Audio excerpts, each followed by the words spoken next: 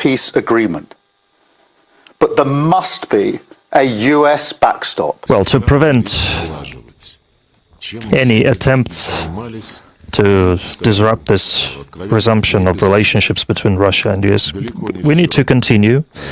And after this meeting, I can say that it's been quite a success. For 3.5 years while this conflict has raged, or 3 years while it's raged, no one else has been able to bring something together like what we saw today, because Donald Trump is the only leader in the world that can. So no one is being sidelined here, but President Trump is in a position that he campaigned on to initiate a process that could bring about an end to this conflict. Well, ladies and gentlemen, welcome aboard today's edition of Human Events Daily. We are currently here live in West Palm Beach. Today is February 18th, 2025, Anno Domini.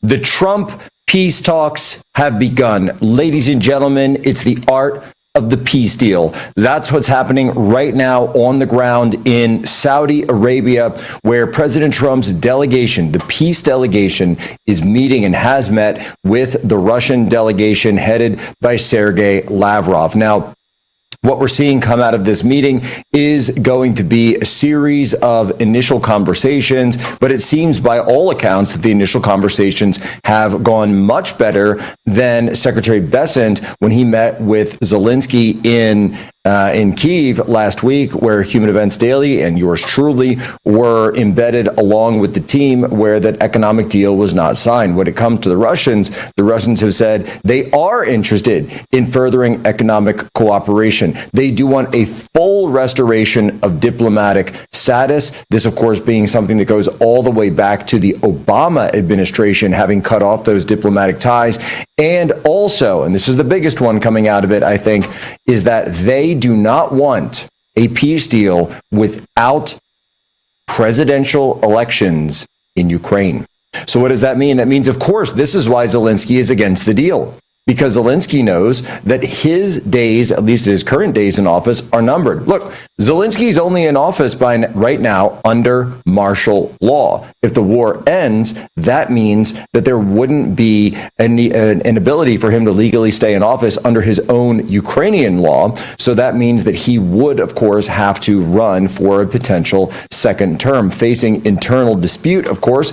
That remains to be seen. But again, isn't this what this is all about? Weren't we told that this is a war for democracy? Isn't this that we were told that we need to fight for democracy? We need to stand up for democracy. So as far as I'm concerned, democratic elections being held as a prerequisite for peace and an end to the war certainly seems like something that everyone can agree on. Now, a ceasefire, of course, is going to be also in the works, as well as potential other elements that are still yet to come. But as such, the peace deal has begun. President Trump certainly worthy of the Nobel Peace Prize already, though, of course, we know that the globalists won't give it to him. Stay right here. I'll be right back. Human Events Daily.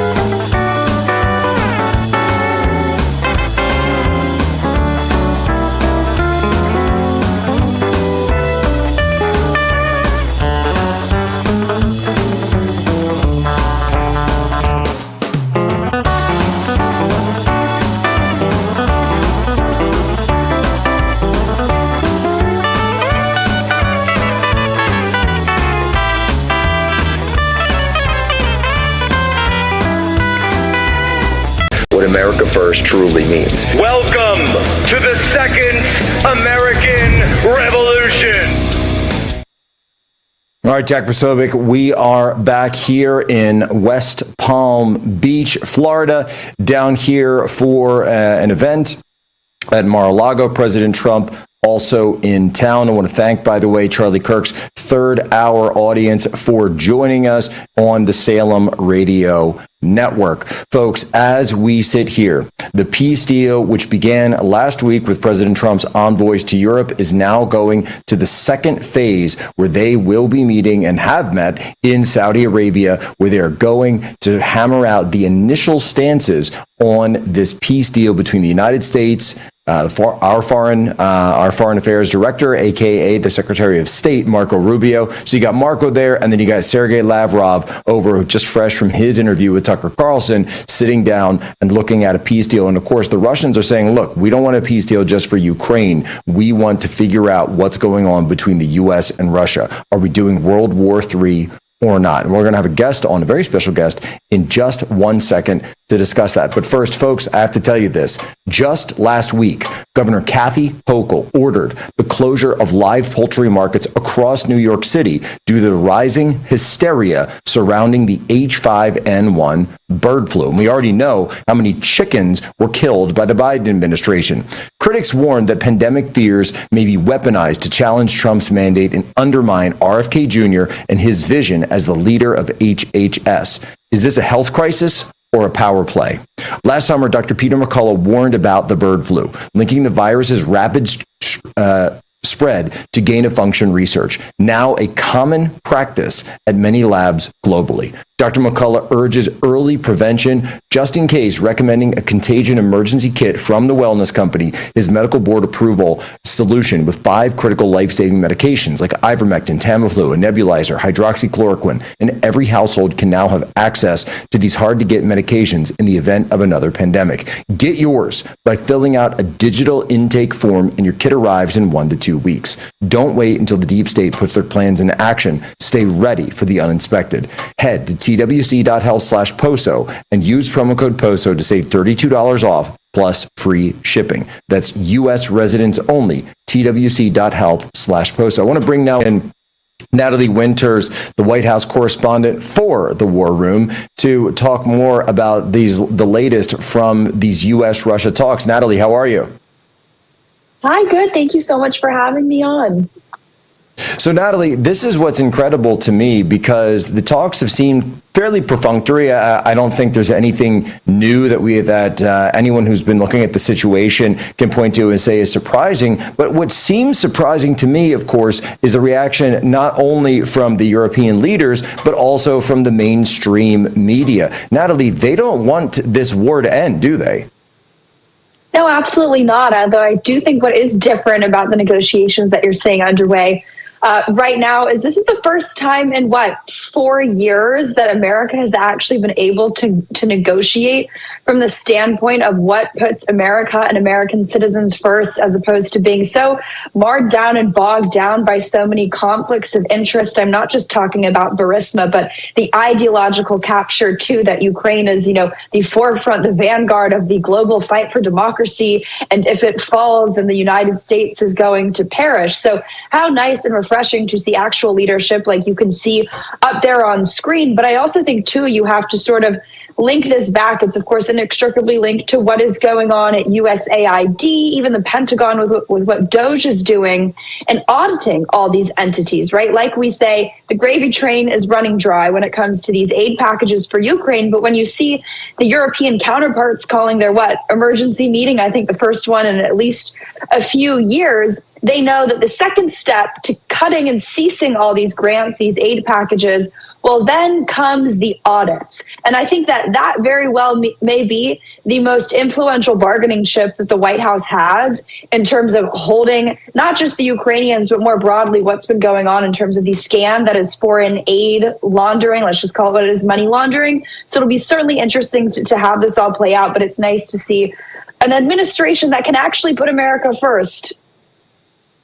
Well, Natalie, it's incredible that you mentioned that, because today's question of the day, by the way, is, look, we are going to be running an investigation into not only where that money went, but also who has been lining their own pockets with the money for this Ukraine aid and all these other USAID type programs from the United States government. And we need to run that investigation throughout all of Washington, D.C. So our question of the day, and we'll read some answers here and in e-block at the end of the show, 1776 at humanevents.com. What should the name of the operation be of this investigation? So, Natalie, what do you think? I'm putting you on the spot. Any ideas for the name of the investigation? Remember, they had Crossfire, Hurricane into Us, the Typhoon, Fury, all these different names. So I'm thinking, there's Operation Fast and the Furious. That's when they were that was when Holder was bringing illegal guns and selling them to the cartels. We need a name for this operation. And so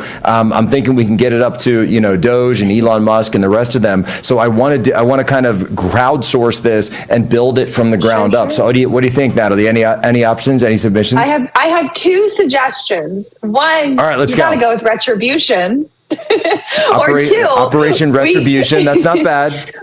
We should co-opt color revolutions and make it red, white, and blue revolutions. We got to take it back, or red, orange white, and blue revolution. Take your pick.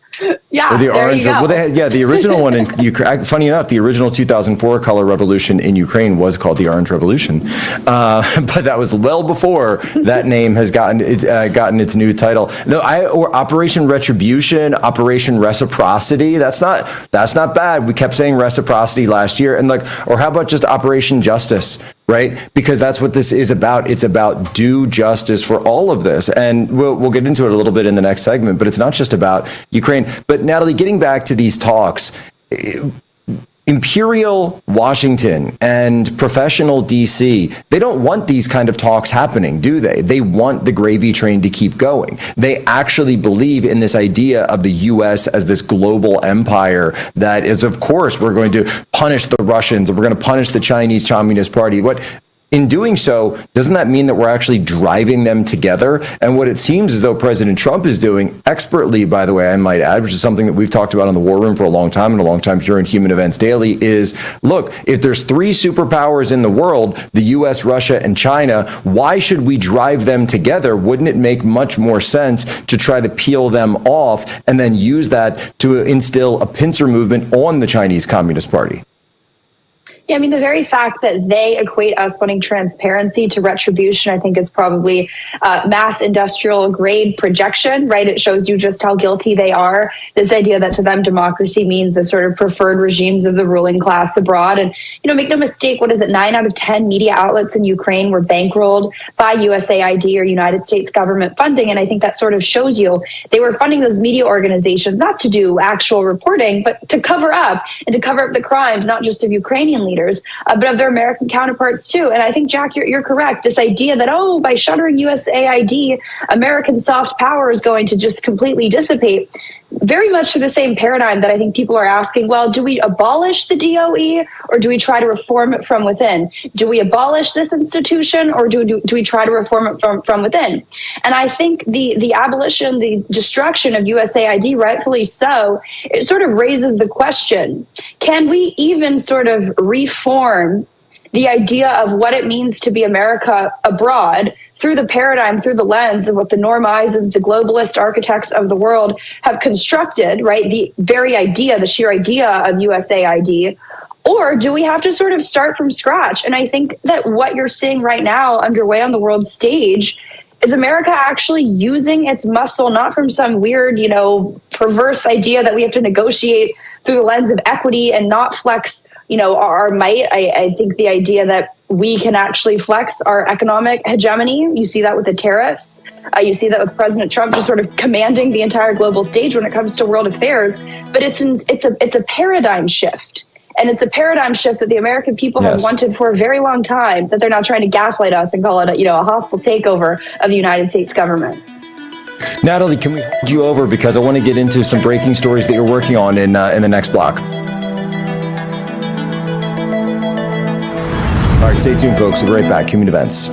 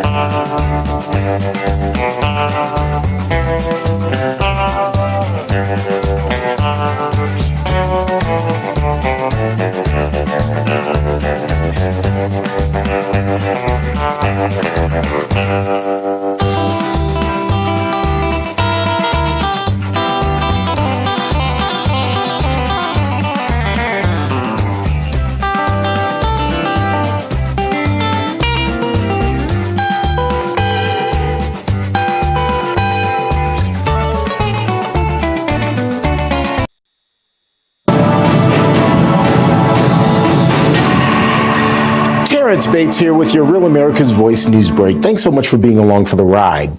U.S. and Russian officials are moving forward with several goals following this morning's peace talks meeting in Saudi Arabia.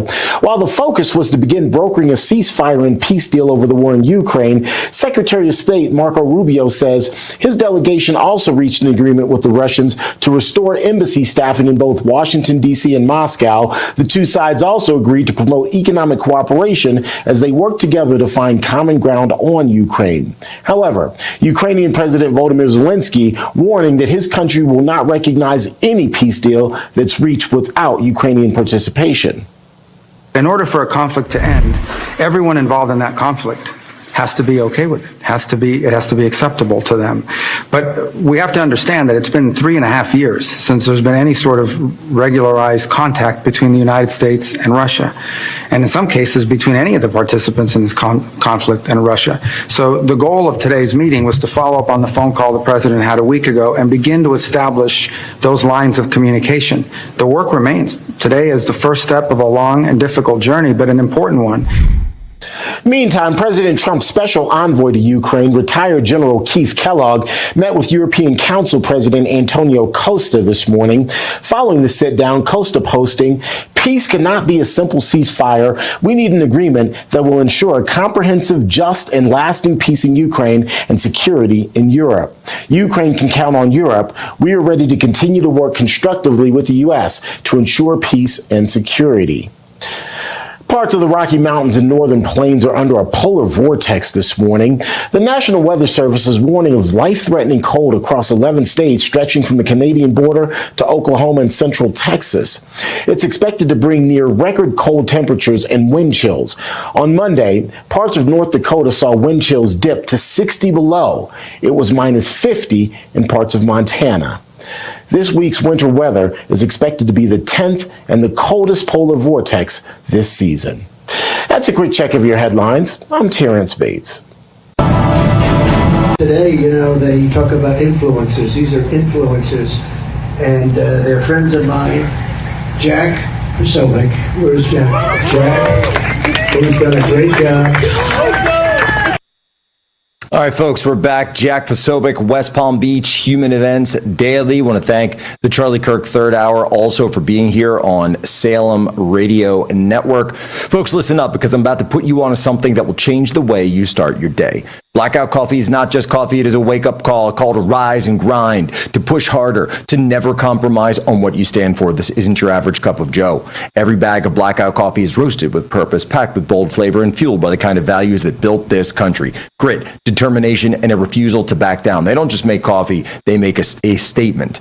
Blackout Coffee is stepping up, adding more warriors to get your orders out faster than ever. So when you hit the Order Now button, you know your coffee's coming fresh and ready to fuel your next move. Whether you're powering through the daily grind, chasing big goals, or just refusing to settle for mediocrity, or you're running from Ukraine to Munich to Mar-a-Lago, Blackout Coffee has got your back. Don't just drink coffee, drink Blackout. Go to blackoutcoffee.com/POSO, and that's promo code POSO for 20% off your first order. Blackout Coffee doesn't just wake you up, it fires you up.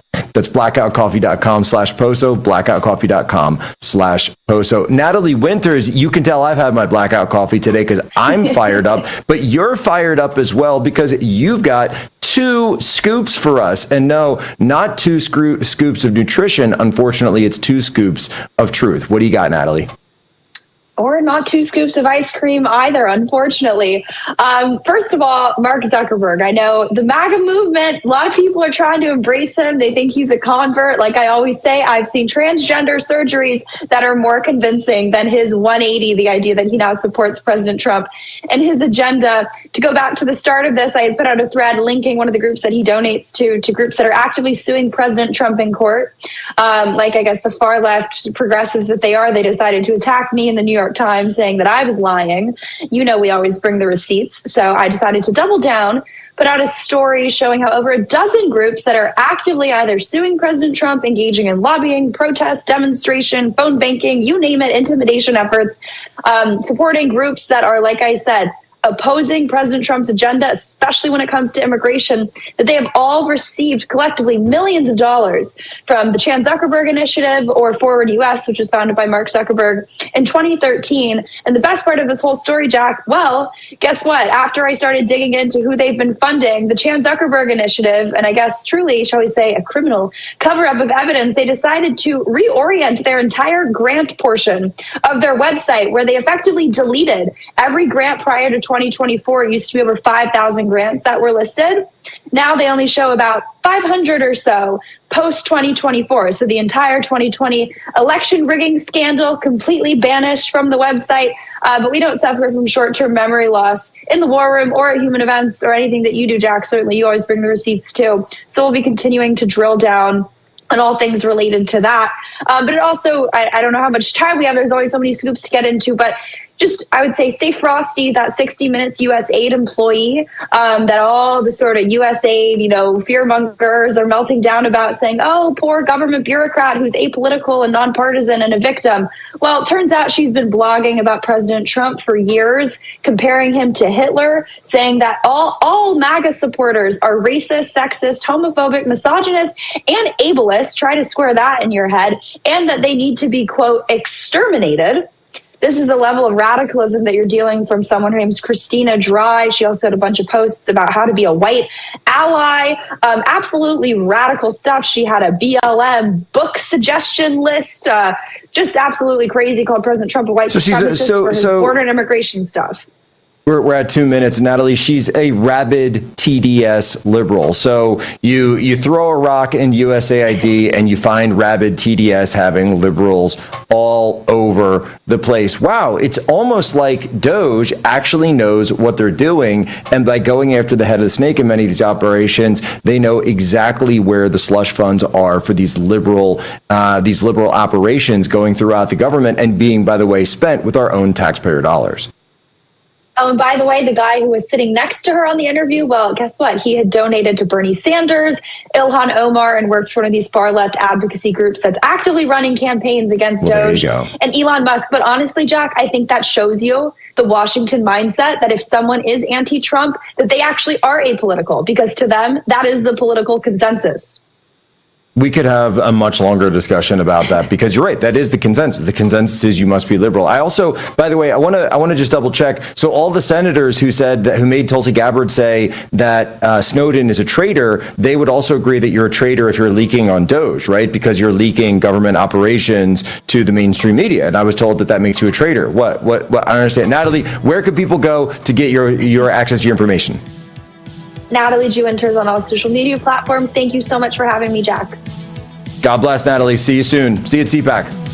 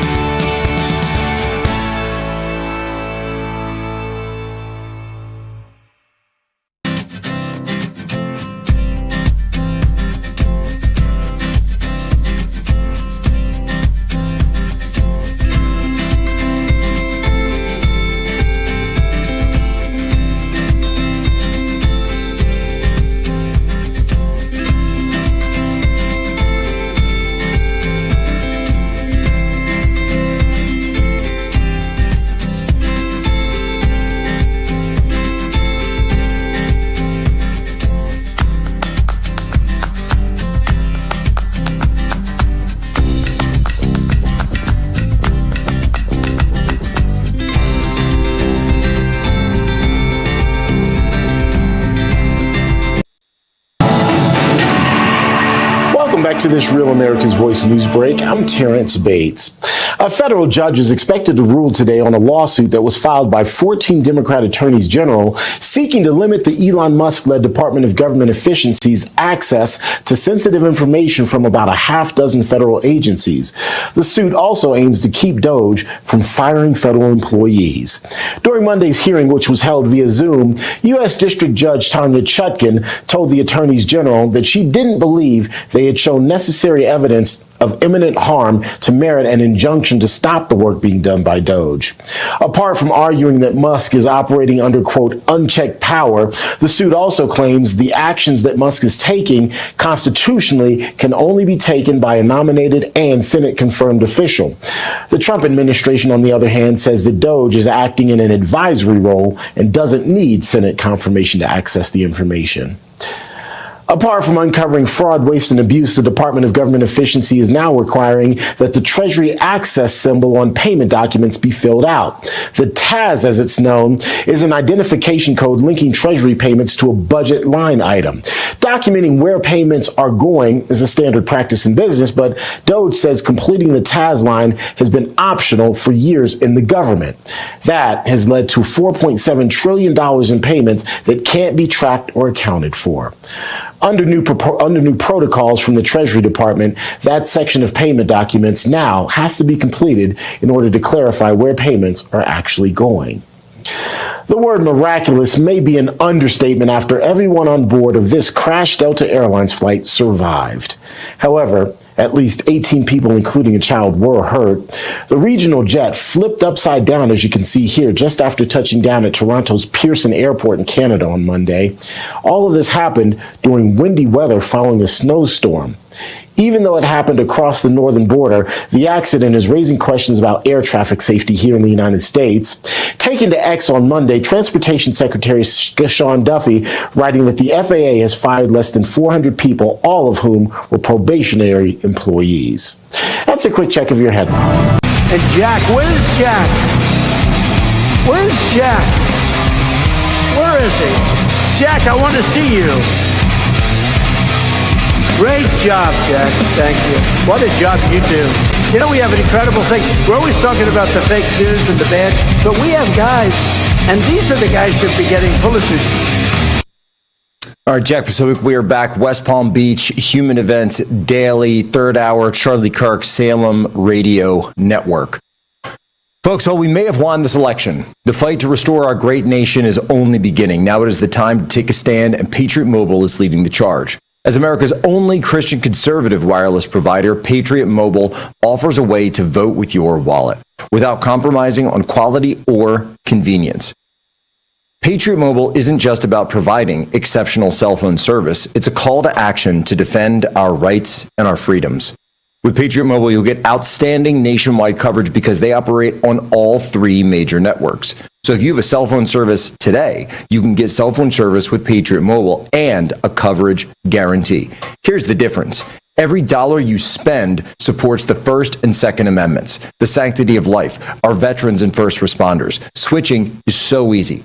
Keep your number, keep your phone, or upgrade. Their 100% US-based customer support team will help you find the perfect plan. Right now, go to patriotmobile.com/POSO or call 972-PATRIOT and get a free month of service with promo code POSO. Switch to Patriot Mobile today, right now, and defend freedom with every call and text you make. Visit patriotmobile.com/POSO or call 972-PATRIOT. Stop giving your money to people who hate you. Give it to people who support you and support what we do. So here's another question that I have.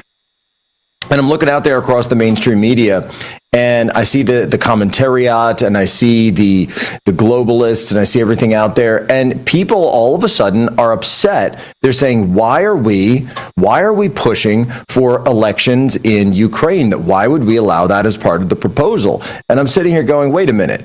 I was told that this entire war was for the benefit of democracy. Defend democracy, defend democracy, defend democracy. How many times have we heard it again and again and again? And yet, when we say, okay, well, isn't the very basis of democracy the 101, the foundational level, like year one, holding national elections, allowing the people to come in and vote. And yet I see people who are against it. Very strange, very confusing. But when it really strikes a chord with is that President Trump, through his peace envoys throughout Europe and throughout the world, is setting a new stage for the United States. Now the United States will no longer be the recessive on the international stage. The United States will be assertive. The United States will no longer be reacting to the narrative. The United States will be driving the narrative and driving global affairs once more. And someone who is uniquely, or potentially will be uniquely positioned to drive that narrative as well is our next guest, because we have Kari Lake on with us. She is the nominee for the director of the Voice of America. Kari, how are you? I'm doing great, Jack. I'm actually here in Florida, and I'm looking forward to seeing the president soon. He's about to sign some executive orders. I don't know about what just yet, but I know it'll be exciting, as every day has kind of felt like Christmas morning, hasn't it? Well, it really has. I mean, you go through the list of promises that President Trump made on the campaign trail, and it feels like with these executive orders, he's just going down that list and making sure that he's got every single one of them. He surely has. And now what we need to do is make sure that Congress is working to pass some of this into law. We know that an executive order can be signed, and we also know that it can be rescinded. And so we want to make sure we're making a lot of these policies permanent, because they're policies that help all of us, that help America. And I'm so excited to hear what's happening with the negotiations with Russia and then eventually with Ukraine, to bring an end to this senseless war that should have never started. It's kind of like the grown-ups are back in the room again, and we're watching diplomacy happen at lightning fast speed, warp speed, and every day we're realizing things that we were told were not possible are indeed possible and are happening. Well, and Kari, that's exactly what we've been talking about here on the show today. And of course, I was there with Secretary Bessent last week in Kiev. Now we've got Marco Rubio, Secretary of State in Saudi Arabia. You had Pete Hegseth going over, the Secretary of Defense, to NATO. And this is a totally different America than we had under Joe Biden. And what we're seeing, though, is, of course, the international media isn't telling that story at all. The international media is saying that the Trump administration and what America is doing, it's tearing apart the fabric of our shared consensus and tearing apart the fabric of shared values. And I'm sitting here going, wait a minute, he's talking about a peace deal and ending World War III. There's a huge disconnect. Well, absolutely. And for more than 4 years, really for 8-9 years, they've been saying you can't talk to Russia. Now there's a war we're trying to stop between Russia and Ukraine, and they're still saying you can't talk to Russia. Anybody who's been as much as a parent knows that when you've got two sides that are fighting and you want to be the peacemaker, you got to talk to both sides. And we've let the media dictate that agenda and that narrative, and we've let that continue on. And any even discussion of bringing Putin and Russia into the talks has, they've tried to turn you into a leper and you're anti-American, when in fact, if you truly are a peacemaker, we've got to sit people down and talk to them. And that's what's happening. I was really impressed with Rubio and Waltz, what they're doing over there, and Witkoff. And their press conference was incredible when they talked about, once we get this war wrapped up and wound down, what the possibilities are. We can start to have, instead of talking about war and how we end the strife, we can start to talk about how can we grow and how can we as Americans now finally prosper. We can have economic deals. We can have growth between the two countries, and we should be looking at that. We want peace worldwide. We want to end wars. And I talk about this when I was on the campaign trail with Mexico, because we talk so much about how we're angry about what's happening on the border. We got to stop what's happening on the border, and eventually we got to work with Mexico to end it and to get their cooperation in it. And then we can turn something that right now, because, I'm just talking about it from Arizona's perspective, the border has been such a negative because we've watched as cartels are controlling it. We have no control. People are pouring in. Drugs are pouring across. Once we get all these serious problems corrected, then we can start looking at our proximity to the border and how we can capitalize on it for both sides. And so, President Trump wants to, I really believe that he wants every American involved in solving our problems, and he wants peace and prosperity for every American. I believe he wants peace and prosperity for every nation.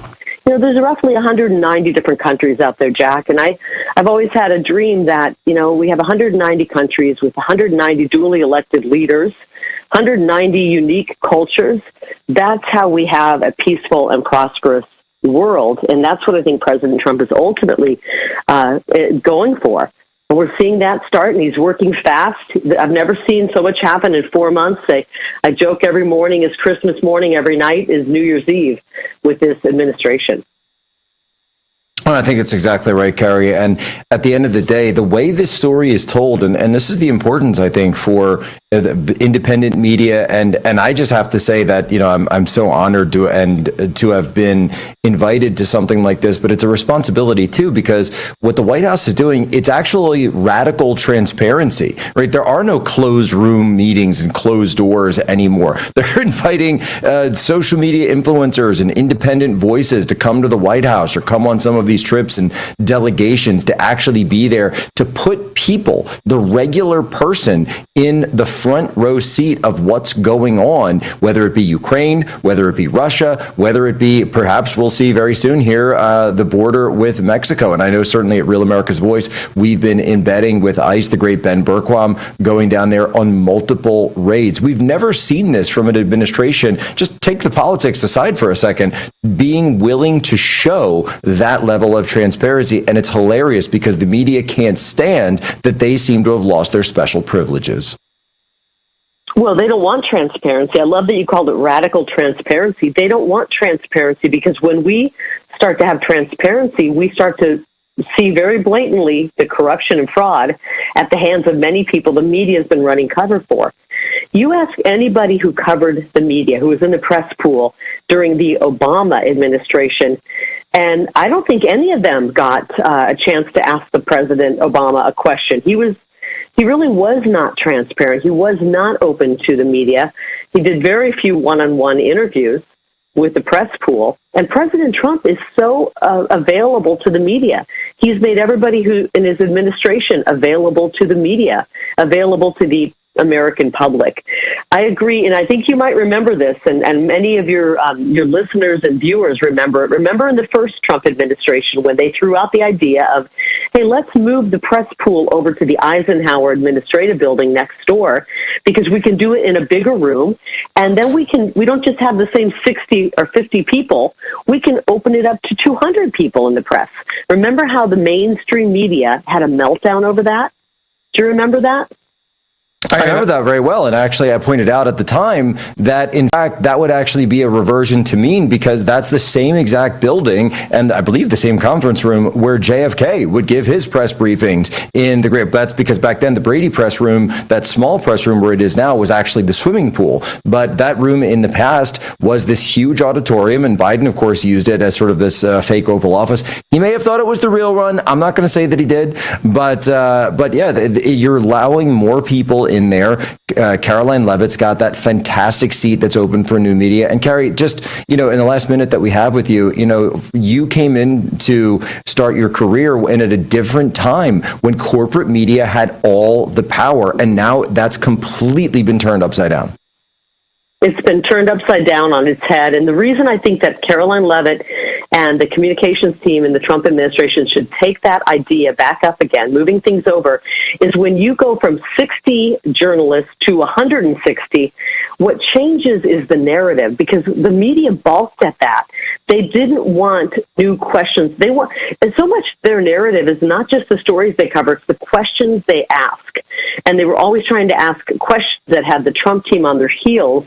We need to change the questions we're asking. We need to stop asking the questions that the mainstream media wants us asking and start asking the questions that the public wants.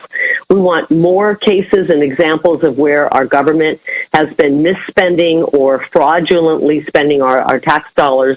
And I think if we open it up to more media and more mainstream, less mainstream media, more independent media, and maybe even take questions from everyday Americans It'll be the greatest thing that ever happens with the narrative. Let's do it. The great Carrie Lake. She's going to be in charge of Voice of America before you can blink. Carrie, I'll see you tonight at Mar-a-Lago. We'll be right back. Human Events Daily, third hour. Charlie Kirk.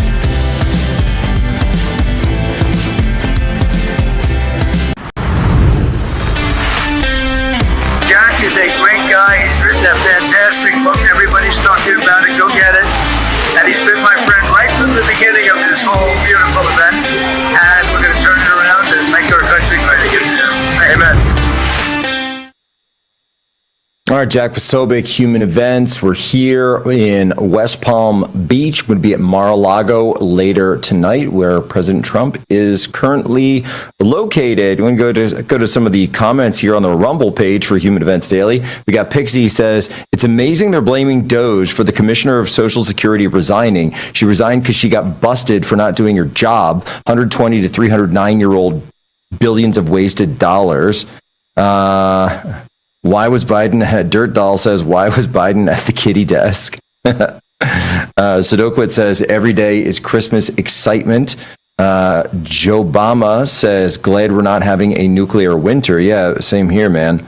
Here's another one. You need to be in discussions with Russia. We must keep open dialogue. We need Russia in our camp and not China's. Russia lives in a similar style to the U.S. I'm grateful Trump and Putin spoke. So yeah, there's a lot in here, folks. There's a lot in here. People are smart. They are up on all of it. when I'm working long hours, I'm always listening to Human Events with Jack Posobiec.